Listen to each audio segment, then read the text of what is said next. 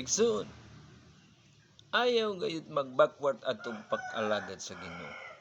Atong pagsalig sa Ginoo kay siya motabang kanato bisan unsa atong pamaagi. Karon tingali nakalisod na atong kinabuhi. Lisod na ta pakaon pero ang Ginoo the same as yesterday, today and tomorrow. Siya gud motabang sa atong kinabuhi.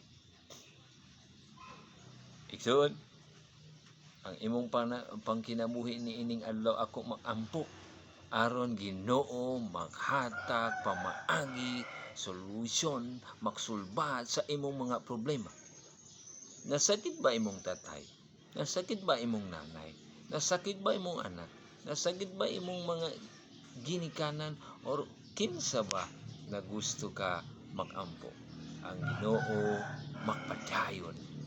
Iyang mga manulunda magampo ko para nimo aron siya magbisit sa inyong mga gugma nagsakit karon. Nakaluya karon sa Ginoo. Backward na. Di nagut magsimba sa Ginoo. Pero nining adlaw ang Ginoo magduol kanato. Iyang uban mga manulunda sa imong kinabuhi. Ang Dios panalangin sa atong tanan niining buntag. Shalom.